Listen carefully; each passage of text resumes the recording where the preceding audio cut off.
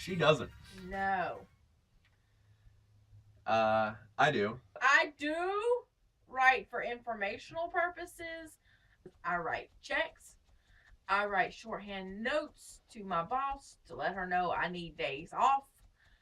That's about the gist of it. I do make lists on my phone, so I don't technically write them, but even though I have gorgeous handwriting and I'm not just tooting my own horn, I really do have good handwriting. I just don't like to write. I used to when I was younger. I actually wrote a few stories when I worked at third shift at a hotel. Right. I'd be by myself and I'd just be writing these stories because I was bored.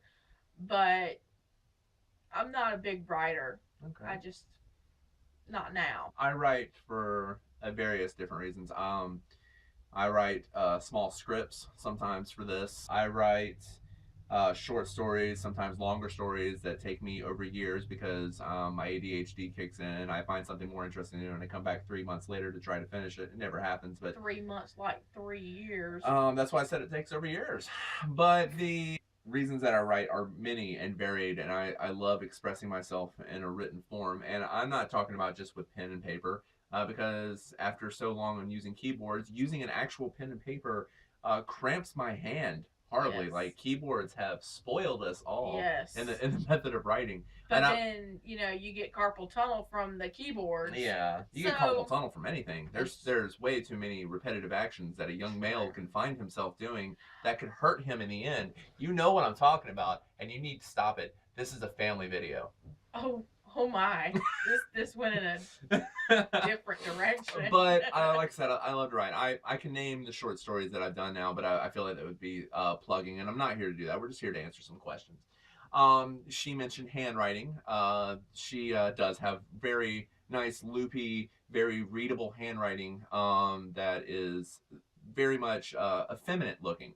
And mine is a weird mix of sticks and connective lines that may be like spider webs in an old abandoned house that if you hold it from a good distance, you can see what I was trying to write.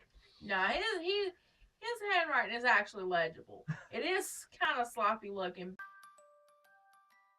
but it's not like a doctor where you had to go to school to learn how to not write properly. I think that that doctors do signatures like that, and I've been doing some thinking about this. This is actually the kind of stuff that I think about when I'm on the toilet and I have nothing else to do but just let the body do what it does.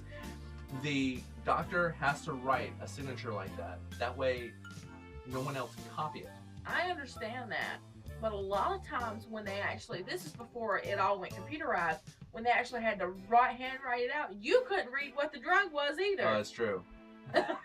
Okay. So we're not just talking about signatures here. I figured doctors go to school to learn how to not write, and pharmacists have to go to school to learn how to read what they can't write. That seems a very specialized sort of class. I know. I wonder if they have to pay extra to do that. Probably. Really?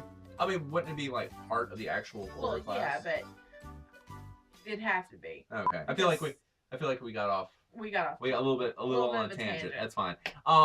So I write for the pure pleasure of it, and I write because I have to. So I'm Michael, and I'm Amanda, and we're on the fence.